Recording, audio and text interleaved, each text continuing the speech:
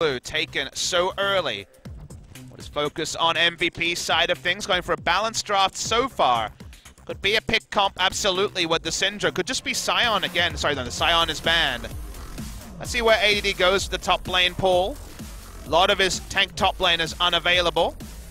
Okay, Kled. Consideration is going to be locked in. Okay, so a little bit more of an aggressive choice from ADD. Going to take it to Marin, but I feel like it's outside of his wheelhouse. The tanks have certainly looked good on him. His Sion, of course, always fantastic, but Kled, he put a lot of time into it. We'll see whether it is going to work. Did pick up a single game victory, 1-1 on the Kled, but not something you would necessarily associate with him too closely like you were alluding to. His poor pick is going to be the Taric, so focusing on the team fight. Powerful engage with the Kled into the Taric ultimate, which makes sense. The moment that Kled casts his ult is going in, and then Taric has a more realistic understanding of when to pop the Cosmic Radiance. There's no pulling out the moment that Kled is going to be up in the charge. So let's see what Afrika decide on, and okay, it's going to be maybe... It happened. It's the Lulu top. Oh, Lulu jungle. Oh, really?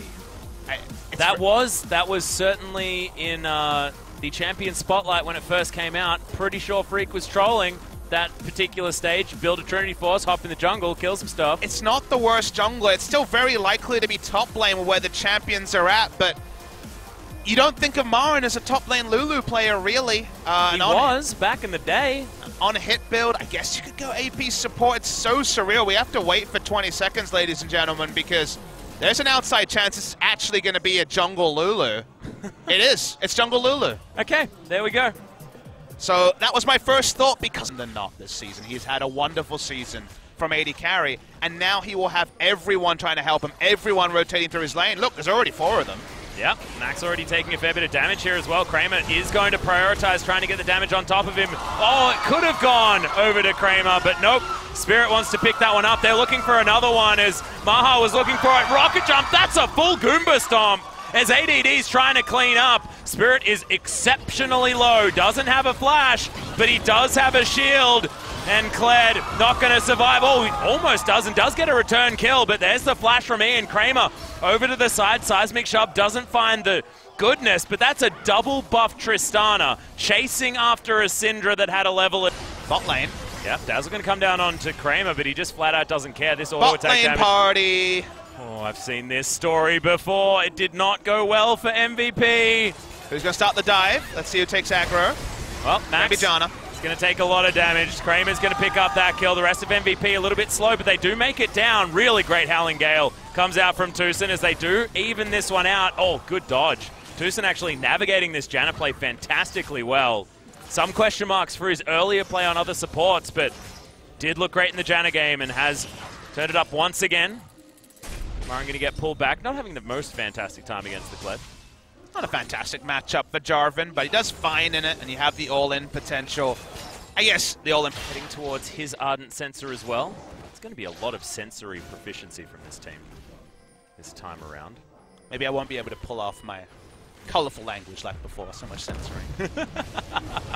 The censorship is crazy. Ian, we're going to need some censorship for this as, oh, the Wild Growth is good. Spirit actually escaping his Kuro, looking for some more threaded volleys. Marin finds the Cataclysm, needs the auto attack and finds it. It's actually going to be the Tristana that locks down the kill onto Ian as ADD is being chased out by the Afrika Freaks. Jumps off Skull, he's going to get destroyed. See you later, Cleddy boy, and that's a double kill for the Tristana. Massive Kramer now. As Max and Maha have to look on in horror as this juggernaut of a tiny, adorable Yordle is going to tear apart their base. And Beyond might have to just throw the cast to stop the turret going down. He tries it. He does. But I guess when you've got Kled, he ain't going to be building armor just yet. Got his Titanic Hydra completed. Could have built a Tabby into Marin, but focused on the Titanic, like I say. That was some visual lag. That was a bit odd. But Wild Growth goes down. It's a very large J4. Kramer can't decide whether he should go for an auto attack or take red. He's getting both. Yep, and... Oh. See you later. Couldn't get the second, so couldn't get the camp just yet. There it is. Hey, nice. I think we're talking about a red buff more than... Solo Q pick from Spirit finally comes into competitive. The early game goes better than expected, and right now we're just looking at more kills being layered on mostly. Yep, Ian also getting... Oh my god, that Buster shot.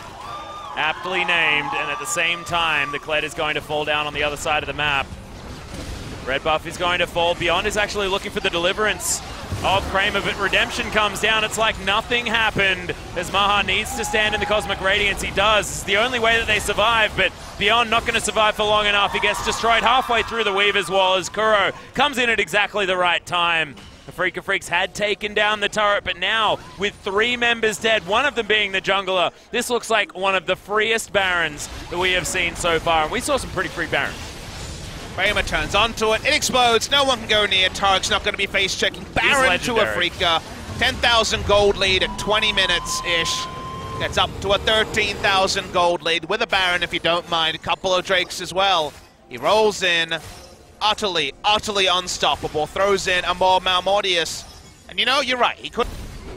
I used to call it that when I was a kid and I liked it. Okay, Freaka Freak's going to start off what could be the last battle as the Wild Growth comes in. Everyone CC'd. ADD does find his way into the backline as Spirit's going to flash out of the way, but Kramer's the one we got to be looking out for, and he's just doing so much damage. Kuro gets the first kill, and it is going to be Beyond, and Redemption comes in. Everyone's healed back up. That is disgusting.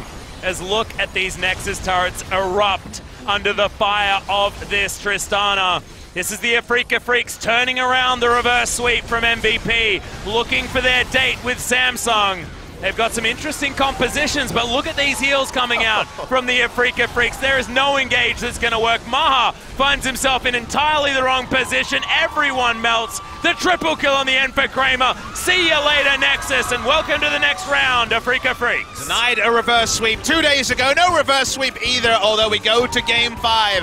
Freaka Freaks will probably be frustrated that they had to show both their ace cards, the Draven comp in Game 1, and then necessitated to bring out the Lulu jungle comp in Game 5. Will they have enough Atlases? They will have to run the entire gauntlet if they had to make it to Worlds. They do book a date with Samsung 2 days time from now, 5 p.m. Wednesday we'll have that match.